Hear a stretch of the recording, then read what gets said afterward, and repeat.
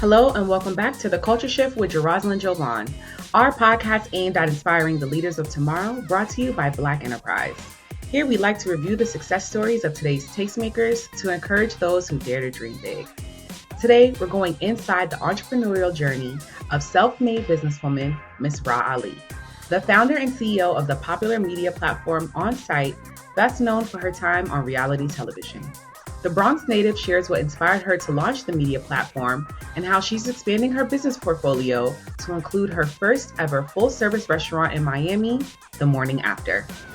So we are here with Miss Rah Ali, the businesswoman herself. How are you? I'm good. How are you?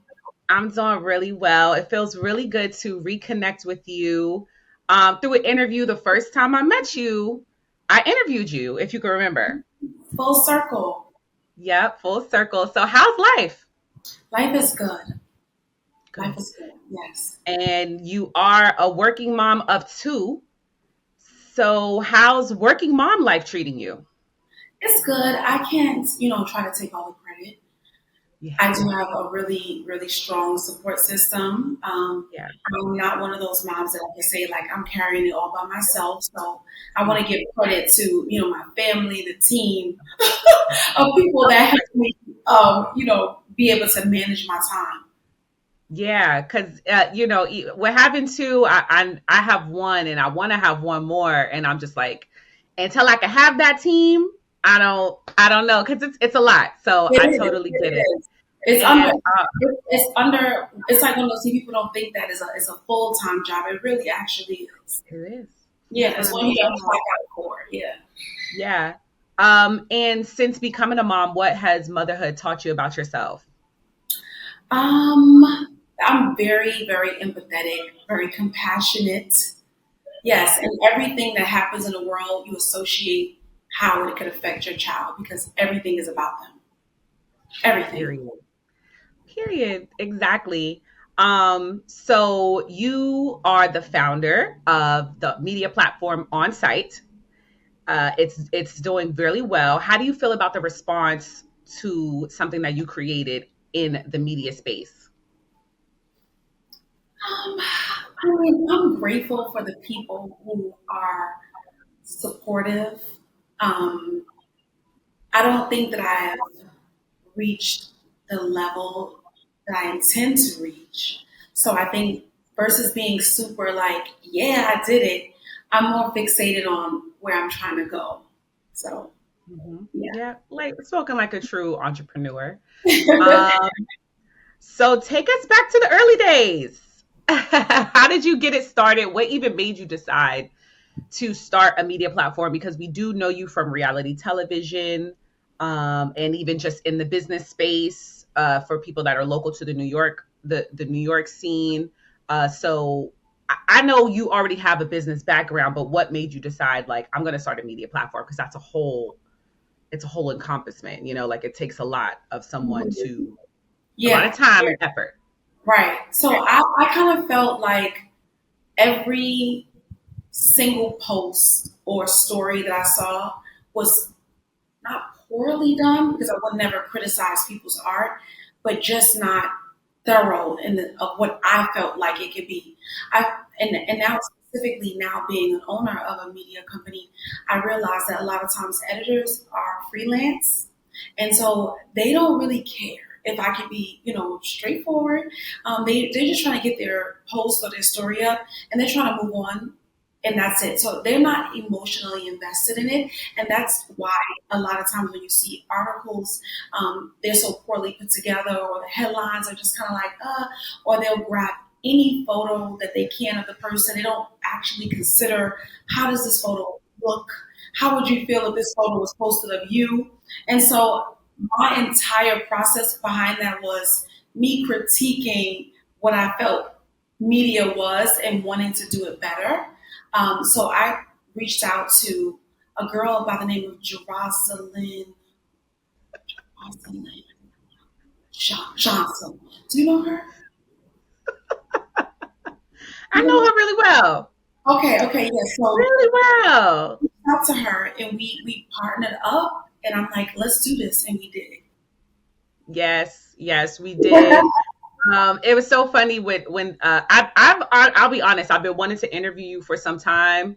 I wasn't even sure. I was like, should I just hit her up and be like, girl, I want to interview you? And then, interviews just keep coming. So life just keeps lifing. But then my editor was like, hey, you want to interview Rah? I was like, yeah. And I told her, I was like, we got history. She's like, I think that could make for a good dynamic for the interview. Because, yeah, a lot of people don't know that, yeah, I helped you start Onsite. It was a lot of work. And once you get to a certain point where you can have a support team and a staff, it makes it easier because everyone has a role to play, versus one or two people, even three people carrying all the weight. So it's a part of the building process. Um, what do you would say have been some of the key features that have helped grow the platform? Definitely sticking to what my original thought process was and how we share the information. I still am hard on, and the girls are hard on not using just any old kind of photos of people, not caring how they look. I will absolutely let them Facetune somebody's image if it's needed, just so they can look snatched. They understand how much I actually care about the way people look, regardless of how I feel about them. The headlines being catchy but not clickbaity, because then you lose the integrity of your brand, and also having a voice in your captions, and letting the girls have their own personality in their captions, and always responding to all of our direct messages, no matter how long the day has been, no matter how many of them there are. Just making sure that the click knows that that we actually appreciate them, and that we're absolutely nothing without that audience. So Most yeah. definitely. One thing too that I can remember that I learned from you in this space is just if it's something that you already see on other platforms, why are we covering it? It's just Mhm. regurgitation. And I do believe that that's one thing that sets Onsite apart from competitors, because you're just not following the beat of everyone else's drum. You're creating your own beat and rhythm, and it works. Thank So you. has it been, yes, yes. Has it been hard running the platform while maintaining relationships with high profile celebrities who might be the subject of the news story you're covering? Yeah. So this is the funny thing. I feel like in the beginning, everyone knew the connection. Everyone knew, like, that's Rod. And they would hold me responsible. Still got beef to this day for a post you put up that wasn't problematic. It wasn't. It was not problematic at all. You just put up a post and it was casual. It was nothing. It was absolutely nothing. And because you know, those people might know, like, she owns it. It's their opportunity to kind of like lash out at me, or they just don't like it and they want it down. And so in the beginning, I used to get into a lot of riffs with people, but for some reason, it's faded out. And there are people that are like, huh? She's connected to that? I mean, a lot of people don't know. And I'm really great with that. I'm cool with that. Yep. Yeah. Yes. It's become an Mention it entity. has to be. You know what's funny? It's actually what's happening now is that I'm doing one-on-one, so I'm doing interviews, and because the logo and the studio is so similar, they're like, so it's like I'm outing myself now. They forgot. They're like, oh, because you really put Onsite on your back. You had the show. It was a weekly radio show. You even at times would repost the post on your personal page, really championing the brand. So I love that it's just grown into its own entity now, and people don't even correlate that you own it.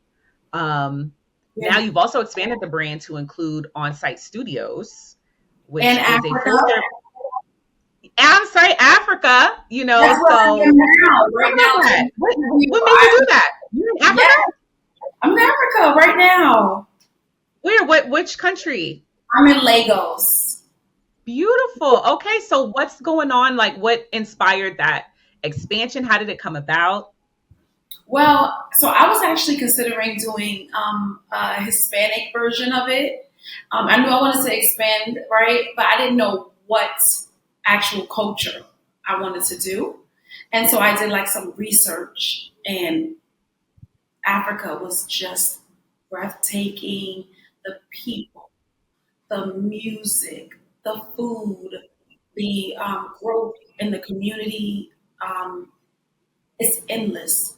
And I also felt that as a Black woman, I felt that the country was truly misrepresented in terms of what it actually has to offer. And so when I was a child and I was growing up, it was never glamorized to go to Africa.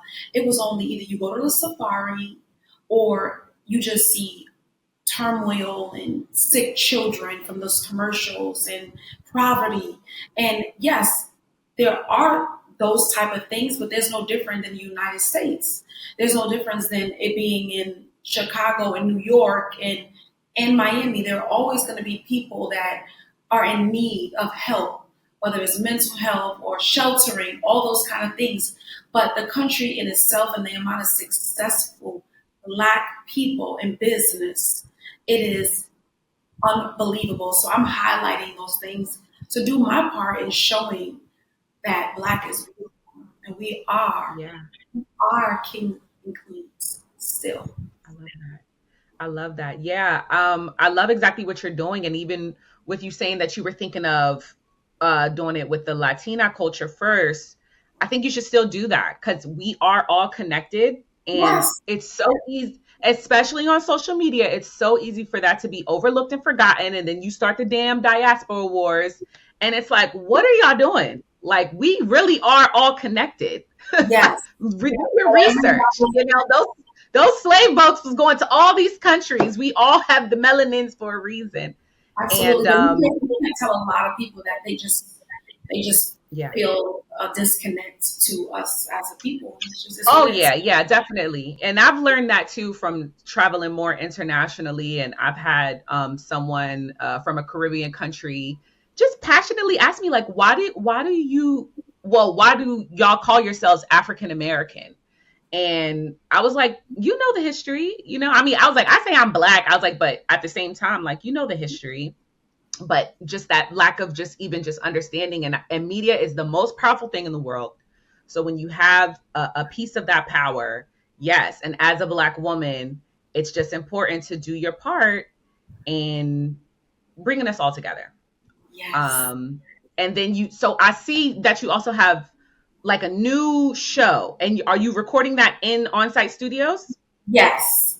So Okay. my show is called Cited with Rah Ali, and I do one-on-one interviews. I actually have a really good one coming out this evening, and I record everything inside of on-site studios, I which is love in that. which is Awesome. in Miami, beautiful. And in addition to the media, you're also venturing into the culinary industry with a new restaurant in Miami, correct?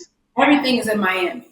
Yeah, you really, yeah, because I remember you were transitioning to Miami. You had moved to Miami, and it even just kind of happened naturally. Because it's Yes, so funny too that you're talking about Africa. You've always just been a champion of like hubs of Black business, and I remember I still haven't been to Charlotte, but you were the one like talking to me like, Charlotte girl, Charlotte is where it's at. It's just booming with Black businesses. Um, and then but you went to Miami, and you're yes, really crushing it, crushing it. yes. I love Miami. I have a friend who makes a joke. You know him. His name is Teddy.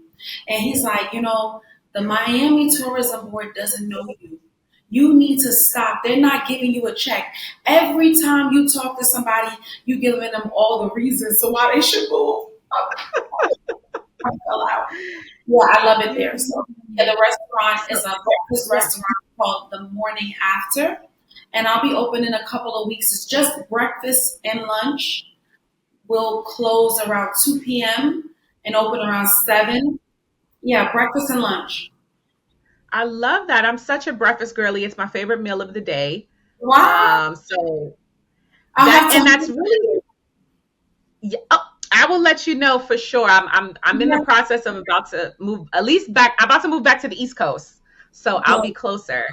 Yes, good. I did a good time, and I've had a good time here in LA. Had a whole baby, got married, but I'm like, okay, time to go. Yes, yes, yes, yes, yes. You did your bit, you Um, did your time, and now you're gonna move right, on to the next right. phase. But I love how you niched it to the breakfast scene. Like that takes a certain love like mindset as a businesswoman, as an entrepreneur to kind of know not to just try to tackle everything, to try to find what is going to, there's a market to meet. So what made you decide on just breakfast and lunch? So once again, let me tell you how I make decisions of what industry I want to get in. First, I obviously research whether or not there's high risk or a big chance of loss, right? So doing that, I see that restaurants are quick to fail. Like it's a lot of restaurants close before they even get a name for themselves. So initially, it was something that I was like, ugh, I don't know. But I am a die-hard foodie. I'm a restaurantee. I go to every single restaurant there is to go to. Excuse me, I'm sorry. I go to every single restaurant there is to go to. I order every single thing on their menu. I taste it. I chew slowly. I analyze it. I take notes. I take pictures. It is a job that I have that nobody is paying me for. It is just what it is. And so my mom and my grandmother have always been really good cooks. And some of the, I mean, they make a lot of different food, but some of my favorites were breakfast foods. So I first wanted it to be a to-go restaurant. I wanted it to be something small. It wasn't about money at all. It had nothing to do with business because I'm like, these things close. I want it to be small. I just want if if 80 people in the neighborhood grab their breakfast from there in the week and they're like, oh, I love that spot. That's good enough for me. This will be my little baby, my little contribution back into the food industry. And it went from that to a 150 seat breakfast place. And Wow. it wasn't intentional. It really wasn't. I hired an amazing restaurant consultant. His name is Mark, and he knows everything that there is to do. He holds your hand like a little baby. He's teaching you how to walk, and you learn everything hands on with him. And he was like, I gotta tell you, breakfast doesn't transport well. So this entire obsession you have with Belgian waffles being fluffy and warm and people having their waffle immediately when it comes out, and this obsession with your home fries being toasty along the edges. And yes, you know how I give it up, okay? He's like, that's not gonna happen once they get to their house and they put it in the microwave. And that's how it turned into.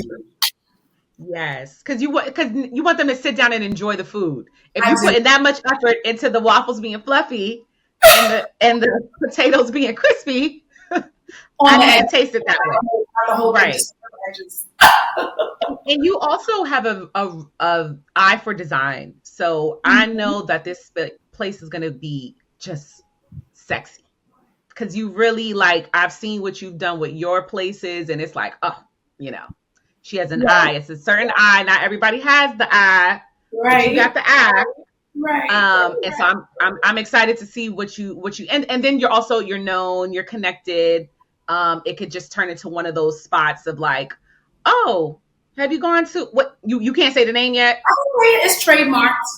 Oh yeah, oh yeah, you It's said the name. called, It's the it's morning called after. after. And That's such a cute name. if it matters, I have a little funny story that goes along with it that has to do with another public figure. And so I came up with this name, and I'm like, I tell my lawyer, he gets ready to do what he does, and he calls me and he's like, I don't have the best news for you. So I'm like, okay, what's wrong? He's like, the morning after is already trademarked. And I'm like, oh, like as if, no one. I'm like, yeah. He's like, yeah, believe it or not, it's owned by a slutty vegan. Her name is Pinky Cole. And I'm like, oh, but I really want that name. Like, it's really, I really want it. And he's like, well, I don't know what to tell you, but, it's the trademark. isn't complete, but it's on its way to finalization, and that's it. And I'm like, well, I'm gonna send her a message. He's like, do you know her? I'm like, no, but I've heard of Slutty Vegan before. So I reached out to her. She gave it back to me. Not back to me. She gave it to me. So I have nothing but kind words and respect for her because people a lot of times will put up this front as if they're this kind of person, but behind the scenes, you had nothing to gain other than, all right, I'll come up with something else. You can have it. Yeah. Because was that just a part of her menu? It was the name of one of her menu items or something? Breakfast, just letting y'all know it's going to be a vegan breakfast. Yeah. Oh, and she said, oh, and she just was like, gave you the name and said she'll come up with something else. Wow. That's the second really good story I've heard about her. I went to Wilmington, Delaware last year for a press trip. And this one place, I love it so much. Rooted AF, best vegan food I've ever eaten. She basically got mentored by Pinky Cole. And Pinky Cole was just doing it out of her time, still being Pinky Cole, and just helping this woman who now is doing really well in Wilmington, and the food is amazing. It's anytime if I know if somebody's going to Wilmington, I'll be like, you got to go to Rooted AF. It's like really, and I dream of eating one of those empanadas again because I couldn't believe it was vegan. It was the best empanada I've ever had in my life, and I couldn't believe it was vegan. Wow. And she got mentored by Pinky Cole. So even just hearing what you're saying about Pinky, shout out to Pinky for just supporting Black women in business. Because that's what it's about. She's doing exactly what she promotes and says she's doing. So yeah, I love it. I love that. I'm still not a Mexican person, and she did that. Yeah, that's you owe her some breakfast, a couple of free breakfasts. I do. I might have to make it myself. Just to show. You're gonna have to get back there and make that waffle yourself. You also do philanthropy. I read that you've been investing in Harlem revitalization efforts. Yes, what are some of the projects? I was doing that for years. I'm actually now moving on to doing it in Africa. Yes. All right. That's beautiful. That's real. Okay. And what are some of the projects that you look to align yourself with? Definitely the WARIF project, WARIFF. From everything that we've been discussing, it's clear that you are a serial entrepreneur. I didn't even get into your early stuff. You know, like you had the shoe store. It was in Harlem or the Bronx? It was in Harlem and Seventh Avenue. Yes, it was thriving. You were getting all the celebrities out there. Kim Kardashian, Beyonce. Did Beyonce go there? No. Somebody else. If Beyonce was at the store, I'd still be with her right now. They still be. They'd be like, already. It's been 12 years. She said you have to go. You have to go. You know her, and you know about her. Okay, you know. She wasn't there, but everyone else was. Yeah. But so the shoe store even led you to reality television. Yeah. Which are you considered? Would you ever consider getting back in television? Well, I would never, ever go back to that reality. Yeah. I'm not interested, but when it comes to business, I always take the meeting. So I would have to hear everything and make a decision, but it's definitely not on my vision board of goals of things that. Okay. Yeah. I just know that your life is so entertaining. And it really would. And it also would give people a different look at you. I think, you're not private, but you are private in a way, right? Like your private life isn't so posted. Then what is known about you from television and on the internet, people will have a different perception of you. They would think they would be scared of you, but you're actually you're really nice. You're funny. Let them say scared. It's okay. It's fine. I'm like, listen, I've worked for some scary people. She's the one person we're still cool because she's a cool person. Right. So I just think that no matter what, there's really no way to control the narrative. Even when people have really clean, polished images. You'll still see people like, she thinks she's too perfect. Yeah. And I want to say I said this to you one time many years ago, but when I really, truly knew that I didn't care about public perception is when I saw the amount of people that had something negative to say about Beyonce. And not because she's perfect, no one's perfect, but her image and what she represents and what she gives to us, there isn't much room to critique. So when I saw people passionately talking about how much they had a disdain for her, I said, oh, I could forget about it. That's Yeah. fine. That's fine. Yeah. Because if you have a Yeah. problem with that, then I know Yeah. I don't have a chance. So yeah. Yeah. Well, that's why you've, been so successful in your endeavors because yeah, you can just stay tunnel visioned and focus on what matters. Yeah. But yeah, you are definitely a serial entrepreneur. And is entrepreneurship something that runs in your family? What was your introduction to business? No, no. The only thing that really runs in my family as it pertains to me and my personality is just my drive and my vision to be a dreamer and to kind of do whatever it is that I want to do, no matter how far fetched it is. My mom, they're very much like, okay, that's what I said I want to do, and I'm going to do it. But there are people who felt like you need to do things by the book when it comes to education and your career choices. My mom is a nurse, retired. She doesn't work anymore, obviously. And my dad is a retired engineer. He worked for the Transit Authority for his entire life almost until he retired. And they felt like the things that I was doing in 18, 19, 20, 21 was absolutely insane. Okay. You better get your behind back in school and become a lawyer. You could be a really good lawyer. No, Very, really good at persuading. I don't think so. I mean, you have to have facts. You can't just be sitting up there talking about this is what I think. Right. This is how I feel.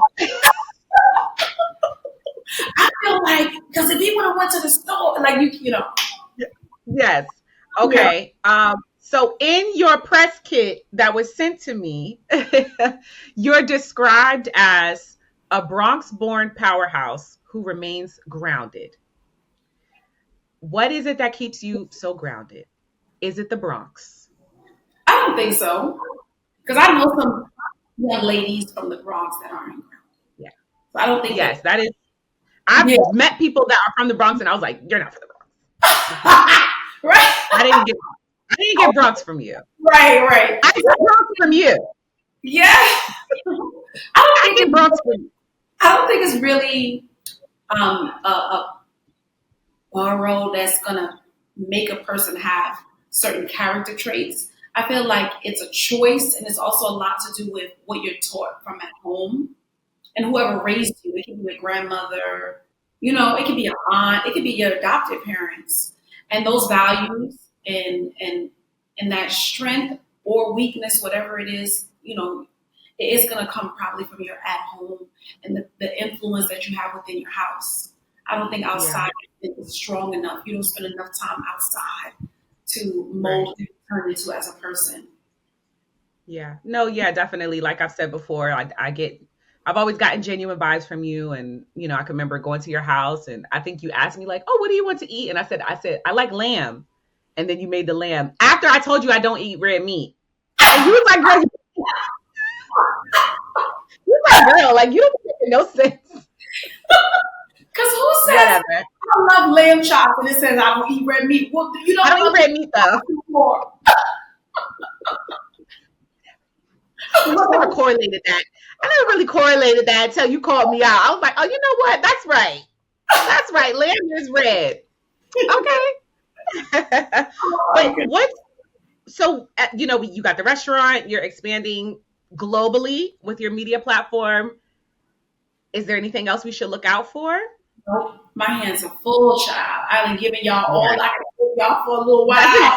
I'm going to keep nurturing these ventures and that's it. I love it. I love it. I like to end with a fire round of just three questions.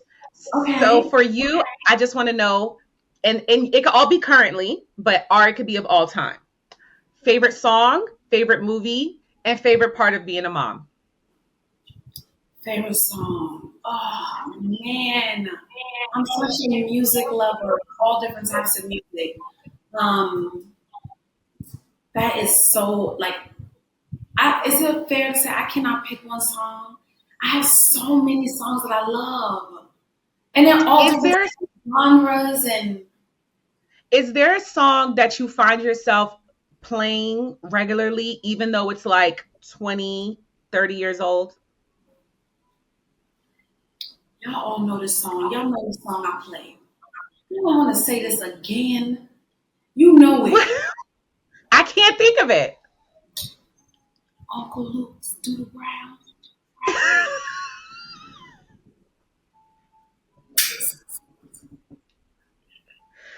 Not Doodoo Brown.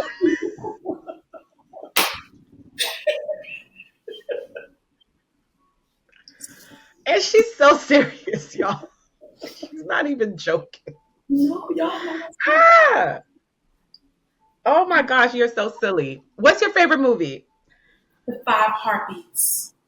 That's, each Yeah. response just keeps getting blacker and blacker. I love it. I love it so much. I love it so much. That's my Doodoo movie. Brown, Five Heartbeats. And what's your favorite part of being a mom? When my babies wake up and they look at me. I That means know. I know. You know what's my little geeky mom thing? what? I just like I like tucking her in. It Oh, brings me joy. Like yeah. if I see her, because they just be kicking their little covers off and then they get cold. And then Yes, I wake up throughout the night to remember to get up and go check on her. And then it just makes me so happy. yes, yes. They're everything. They are everything. But They when really are. the girls, they get up and they're like, I'm like, excellent. A woman, you really don't understand. Like that geekiness will come full throttle when you become a mom. It's just the little thing. It's just like, Yes, yes. The but baby I is love it. I love seeing you with your two girls, and I just know you are raising them to be carrying the footsteps of just be a boss. yes, absolutely. Own who you are. Own your stuff. Own everything. Just ownership, and always look good. Always look fly. But it's been so good catching up with you. We haven't spoken in a while, and I'm really happy that I got to talk to you and really just show just how thorough you are with everything that you do and you tie your name to. It's not just a blog, it's a platform, it's a company, it's an entity, and now it's global. And you are also dipping into the culinary space with a whole full service breakfast lunch restaurant in Miami. Amazing. So just keep being you, keep doing great things. And yeah, taking time to just, like you said, respond to people and share your light because you definitely got it. Thank you. Thank you. Thank you for talking to me, and I'm very proud and happy for you and hubby and your beautiful, beautiful baby. Thank you so much, Rah. You're welcome. You're welcome.